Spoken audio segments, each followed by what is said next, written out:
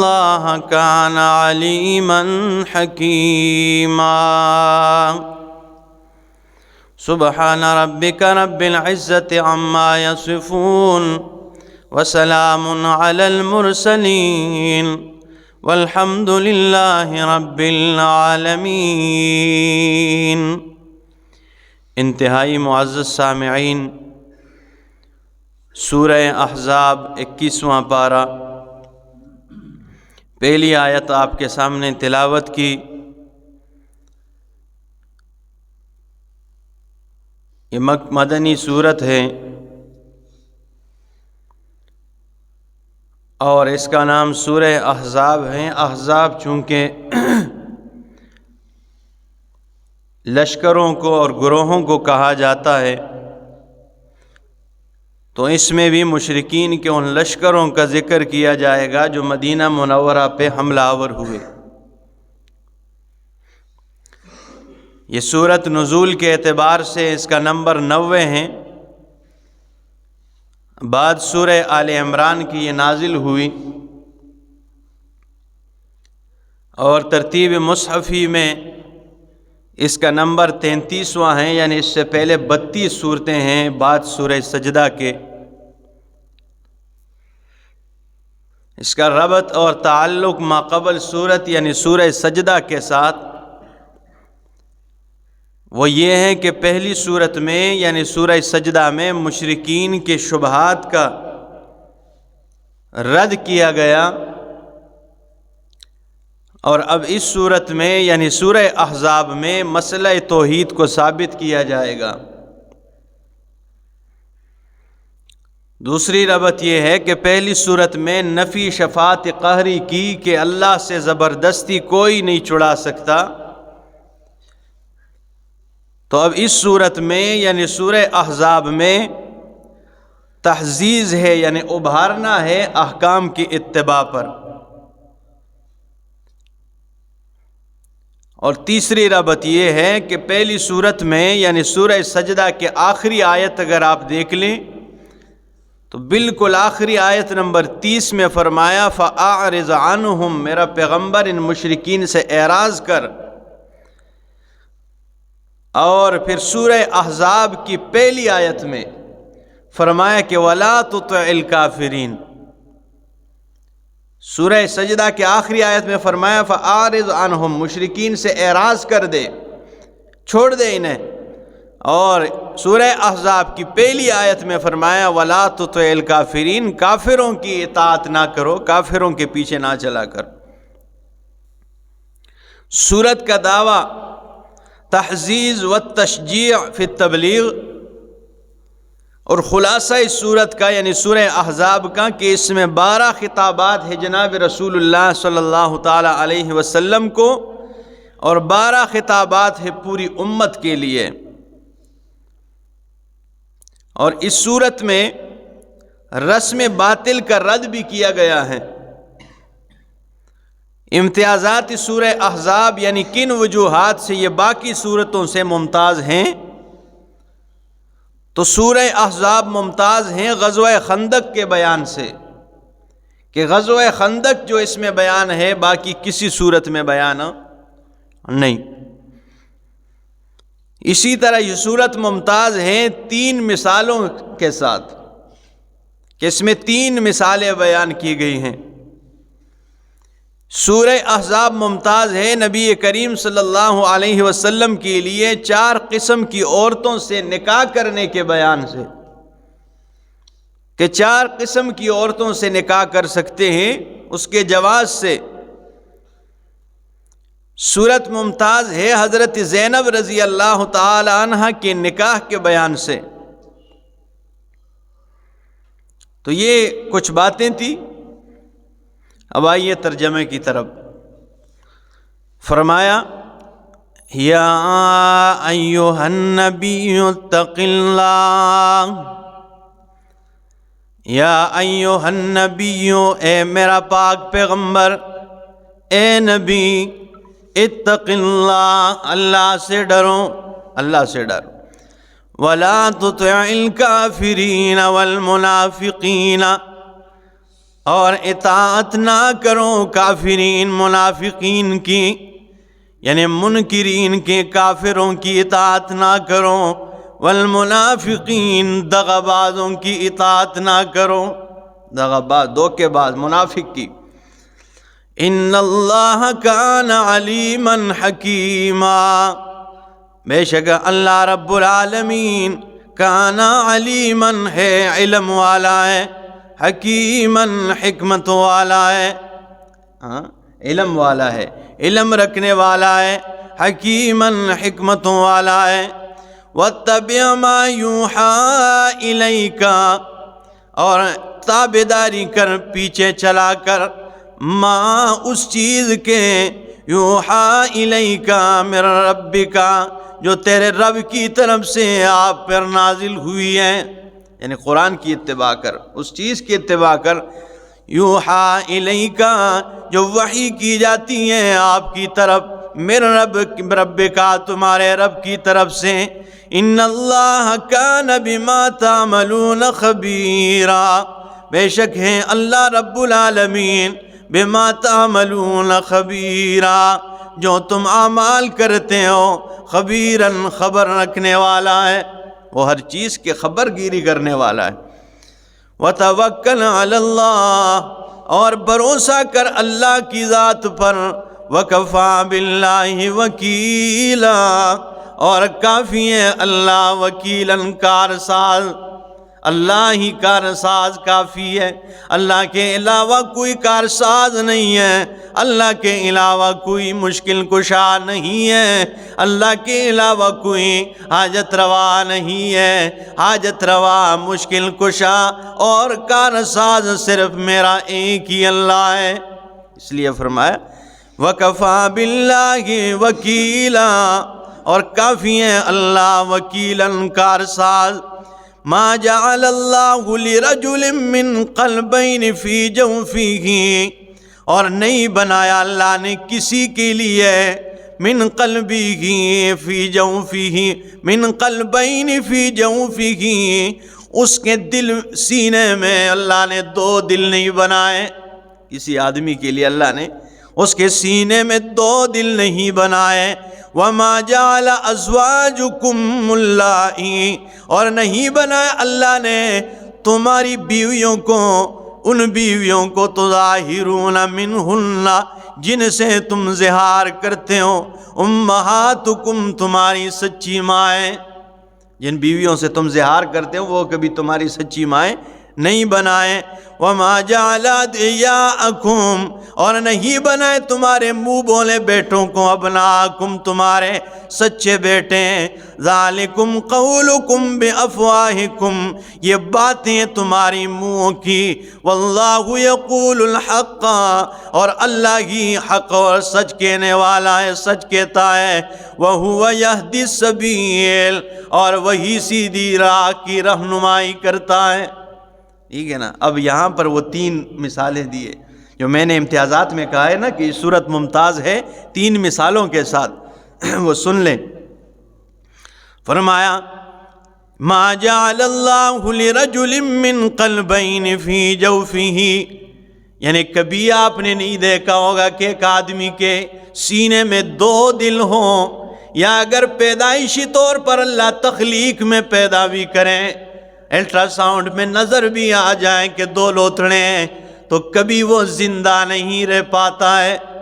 مر جاتا ہے، ختم ہو جاتا ہے۔ اگر کبھی ایسا ہو بھی، دو دلوں والا انسان آپ نے نہیں دیکھا ہوگا، کیونکہ اگر دل سینے میں دو ہو جائیں تو بگاڑ پیدا ہو جائے گا، انسان کے وجود میں بگاڑ پیدا ہو جائے گا۔ اس لیے دل اللہ رب العالمین نے ایک ہی بنایا ہے، ہاتھ دو بنائے، پاؤں دو بنائے، آنکھیں دو بنائی ہیں، اور کان اللہ نے دو بنائے ہیں، لیکن دل سینے میں ایک ہی بنایا ہے۔ تو فرمایا ما جعل اللہ لرجل من قلبین فی جوفہ، اللہ نے کسی مرد کے، کسی آدمی کے سینے میں دو دل پیدا نہیں کیے، جس طرح سینے میں دو دل پیدا، دو دل نہیں ہو سکتے ہیں، اسی طرح پوری کائنات میں دو الہ نہیں ہو سکتے۔ ٹھیک ہے نا، جیسے سینے میں دو دل نہیں ہو سکتے نا، اسی طرح پوری کائنات میں دو الہ نہیں ہو سکتے ہیں۔ قرآنی میں اللہ نے فرمایا لَوْ كَانَ فِيهِمَا آلِهَةٌ لَفَسَدَتَا، اگر ان آسمان و زمین میں ایک الہ کے علاوہ کئی الہ ہوتے، لفسدتا، پورا نظام بگڑ جاتا۔ گورسیاں الہ کہتا کہ بھائی نا آج تمہیں بارش برساونی ہے، فصلیں خراب ہو گئی، ٹھیک ہے۔ جاتلی الہ کہتا نہیں جی ٹھیک ہے نا، میں نے تو بارش نہیں برسانی ہے، ٹھیک ہے نا، یہاں تو سردی ہو گئی زیادہ، تو یہ بگاڑ پیدا ہو جاتا نا، ٹھیک ہے نا۔ ایک ہی الہ ہے، قانون سارا کارساز کون ہے؟ ایک ہی ہے۔ تو فرمایا ما جعل اللہ لرجل من قلبین فی جوفی، اللہ نے کسی ایک کے دل میں، سینے میں دو دل پیدا نہیں کیے۔ جیسے سینے میں دو دل نہیں ہوتے ہیں، اسی طرح پوری کائنات میں دو الہ نہیں ہو سکتے ہیں۔ اور آگے فرمایا وما جعل ازواجکم اللائی، اور نہیں بنائے تمہارے ان بیویوں کو تظاہرون منہن، جن سے تم زہار کرتے ہو۔ عرب والے زہار کرتے تھے، بیویوں سے کہتے تم میرے لیے اس طرح ہو کظہر امی، میری ماں کی پیٹھ کی طرح۔ جب یہ الفاظ کہہ دیتے پھر پوری زندگی اپنی ماں کی نگاہ سے اسے دیکھتے تھے اور نکاح بھی ٹوٹ جاتا۔ تو اللہ نے فرمایا ما جعل ازواجکم اللائی، اور نہیں بنایا تمہاری بیویوں کو وہ تظاہرون منہن، جن سے تم زہار کرتے ہو، امہاتکم، تمہاری مائیں۔ اللہ نے فرمایا جن سے تم زہار کرتے ہو وہ تمہاری ماں نہیں بنتی، ہاں نکاح نہیں ٹوٹتا لیکن کفارہ لازم آتا ہے، اور وہ کفارہ آگے سورہ مجادلہ میں آتا ہے، انشاءاللہ تفصیل سے اس کا ذکر کروں گا، کہ جس نے کہا تو میری بہن کی طرح ہے، تو میری ماں کی طرح یا بیٹی کی طرح، یعنی جو ٹھیک ہے نا محرمات ہے جن سے نکاح نہیں ہوا کرتا، ان سے تشبیہ دے دے تو پھر اس کے نکاح تو نہیں ٹوٹتا، وہ ماں بیٹی بہن بن تو نہیں بنتی، بیوی ہی رہتی ہے، لیکن اس کے لیے کفارہ دینا پڑے گا، اور وہ کفارہ آگے سورہ مجادلہ میں تفصیل سے ذکر ہے۔ تو فرمایا ما جعل، یہ دوسری مثال ہے، ما جعل ازواجکم اللائی، نہیں بنایا تمہاری ان بیویوں کو جن سے تم زہار کرتے ہو، امہاتکم، تمہاری مائیں۔ تو فرمایا جیسے ماں تمہاری دو نہیں ہو سکتی ہیں کہ ماں ہوتی ہے اصلی ماں، ٹھیک ہے نا، حقیقی ماں تمہاری بیوی نہیں بن سکتی ہے، وہ تمہاری ایک ہی ہے، ایسے پوری کائنات میں دو الہ نہیں ہو سکتے ہیں، الہ ایک ہی ہے، ٹھیک ہے۔ ہاں جیسا غیر تمہاری ماں نہیں بن سکتی، ٹھیک ہے نا، ایسا جو ہے نا غیر اللہ، اللہ کے علاوہ الہ بھی نہیں بن سکتا۔ آگے فرمایا وما جعل، یہ تیسری مثال ہے، وما جعل ادعیاءکم، اور نہیں بنایا اللہ نے تمہارے منہ بولے بیٹوں کو، ابناءکم، یعنی تمہارے منہ بولے بیٹے،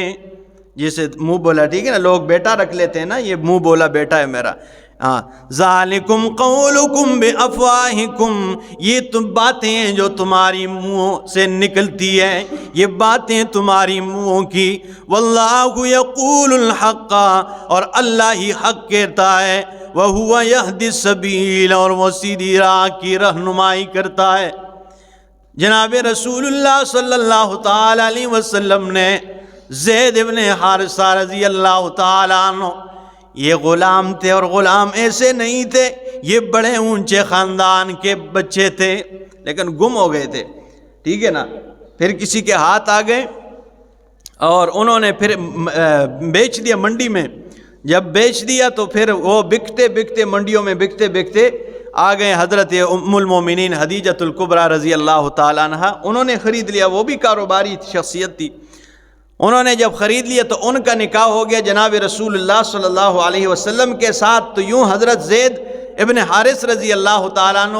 ام المومنین کے ساتھ ساتھ نبی اکرم صلی اللہ تعالیٰ علیہ وسلم کے دامن میں آ گئے۔ اب ایک طرف جناب رسول اللہ صلی اللہ علیہ وسلم کی تربیت آپ کی محبتوں کو سمیٹ رہا ہے، اور دوسری جانب حضرت ام المومنین خدیجۃ الکبریٰ رضی اللہ تعالیٰ عنہ کی محبتوں کو سمیٹ رہا ہے۔ اب جب نبی علیہ الصلوۃ والسلام کی تربیت میں آ گیا، آپ کے آنگن میں آ گیا، تو والدین تلاش میں، لمبا واقعہ ہے، میں بیان بھی کر چکا ہوں، تلاش کرتے کرتے کرتے کسی نے کہا کہ آپ کا بچہ مکہ میں ہے، کسی شخص کے گھر میں ہے وہاں پر آپ جائیں پتہ کر لیں۔ جب یہ پہنچے جو جناب رسول اللہ صلی اللہ علیہ وسلم کے گھر تک پہنچائے تو اللہ کے رسول سے فرمانے لگے کہ یہ بیٹا غلام نہیں ہمارا، یہ گم ہو گیا تھا، آپ تک پہنچ گیا ہے، آپ کی مہربانی ہوگی اسے ہمارے حوالے کر دے۔ تو اب زید باہر گیا تھا،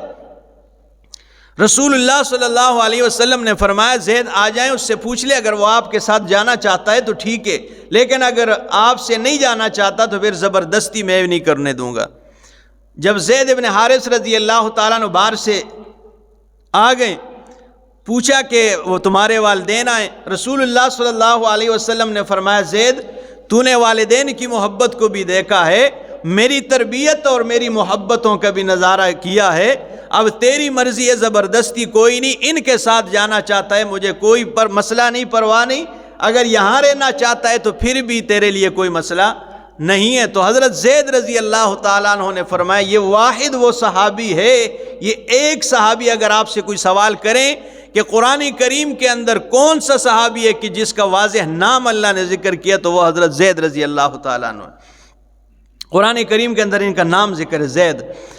تو زید رضی اللہ تعالیٰ عنہ کہنے لگے یا رسول اللہ یہ میرے ماں باپ ہیں، میں مانتا ہوں ان کی محبتیں زیادہ ہیں، میں مانتا ہوں میں ان سے پیدا ہوں، میں مانتا ہوں ماں کی شفقتیں، میں نے ماں کی شفقتیں محبتیں بھی دیکھی ہے، باپ کی رحمت محبت بھی دیکھی ہے اور آپ کی محبت بھی دیکھی ہے، لیکن جب سے آپ کی محبتوں کو میں نے دیکھا ہے میں نے کائنات کی ساری محبتوں کو قربان کر دیا ہے، اب میں یہاں آپ کے پاس سے نہیں جا رہا۔ تو نبی اکرم صلی اللہ تعالیٰ علیہ وسلم نے صحابہ کرام کے سامنے کہا کہ زید میرا بیٹا ہے، زید میرا بیٹا ہے۔ تو پھر زید ابن محمد کہا کرتے تھے لوگ کہ یہ محمد رسول اللہ صلی اللہ علیہ وسلم کا کیا ہے، بیٹا ہے۔ تو پھر عرب میں جس کو بیٹا بنا لیتے تھے تو وہ بالکل حقیقی بیٹا بنا لیتے، وراثت میں بھی اس کا حصہ بناتے، اور اسی طرح اس کی بیوی، طلاق شدہ بیوی کے ساتھ نکاح بھی نہیں کرتے تھے کہ یہ میری بہو ہے۔ اس چیز کا رد فرمایا اللہ نے کہ ما جعل وما جعل ادعیاءکم ابناءکم، اور نہیں بنائے تمہارے منہ بولے بیٹوں کو، ذالکم تمہارے حقیقی بیٹے، ذالکم قولکم بافواہکم یہ تمہاری منہوں کی باتیں ہیں، واللہ یقول الحق، تو جس طرح کہ تمہارے غیر کا بیٹا تمہارا صلبی اور حقیقی سچا بیٹا نہیں بن سکتا ہے، اسی طرح غیر اللہ الہ نہیں بن سکتا ہے۔ ٹھیک ہے نا، یہ بات بھی فٹ کیا کر، جس طرح غیر کا بیٹا تمہارا حقیقی بیٹا نہیں بن سکتا اسی طرح غیر اللہ الہ نہیں بن سکتا، الہ کو نہیں ایک اللہ ہے۔ تو فرمایا ما جعل ادعیاءکم ابناءکم تمہارے منہ بولے بیٹے اللہ نے نہیں بنائے، تمہارے سگے بیٹے، ذالکم قولکم بافواہکم یہ تمہاری منہوں کی باتیں ہیں، واللہ یقول الحق اللہ حق کہتا ہے، وہو یہدی السبیل سیدھی راہ کی رہنمائی کرتا ہے۔ آگے فرمایا ادعوہم لآبائہم انہیں بلاؤ اپنے باپ کے نام سے۔ یہ نا انصافی ہوتی ہے، لوگ بیٹا رکھ لیتے ہیں نا تو پھر اپنا نام شناختی کارڈ میں سارا یہ غلط ہے، اسے جس سے وہ پیدا ہے اس کی طرف اس کی نسبت کیا کرو، بے شک پالو تم بڑا کر دو، لیکن یہ بات غلط ہے، منع کیا گیا اس سے۔ فرمایا ادعوہم لآبائہم ان کے باپ کے نام سے انہیں پکارو، ہوا اقسط عند اللہ یہ اللہ کے ہاں بڑا انصاف ہے۔ فَإِن لَمْ تَعْلَمُوا آبَاءَهُمْ اگر تم نہیں جانتے ان کے والدین کو، ان کے باپ کو نہیں جانتے ہو تو فَإِخْوَانُكُمْ فِي الدِّينِ پھر تمہارے بھائی ہے دین میں۔ اگر باپ کو نہیں جانتے ہو نا کہ اس کا باپ کون ہے، پھر تمہارے بھائی ہے دین میں۔ وَمَوَالِيكُمْ تمہارے دوست ہیں، تمہارے بھائی ہے اور دوست ہے۔ وَلَيْسَ عَلَيْكُمْ جُنَاحٌ اور تمہارے اوپر کوئی گناہ نہیں ہے، کوئی حرج نہیں ہے، فِيمَا أَخْطَأْتُمْ بِهِ جس میں تم سے خطا ہو جائے، اگر کوئی غلطی ہو جائے اس میں تو پھر اس پہ بھی تم پہ کوئی حرج ہو، کوئی پکڑ نہیں ہے۔ وَلَٰكِن مَّا تَعَمَّدَتْ قُلُوبُكُمْ مگر اس میں کہ ارادہ کرے اور تعمدت عہد کرے تمہارے دل، تمہیں سب کچھ پتہ ہو تو پھر مسئلہ ہے۔ وَكَانَ اللَّهُ غَفُورًا رَحِيمًا، اور ہے اللہ رب العالمین غفوراً بخشنے والا ہے، رحیماً رحم والا ہے۔ بخشنے والا بڑا ہی کیا ہے، مہربان ہے۔ النبی اولا بالمؤمنین، اس سے آگے انشاءاللہ اگلے درس میں اللہ عمل کی توفیق عطا فرمائے۔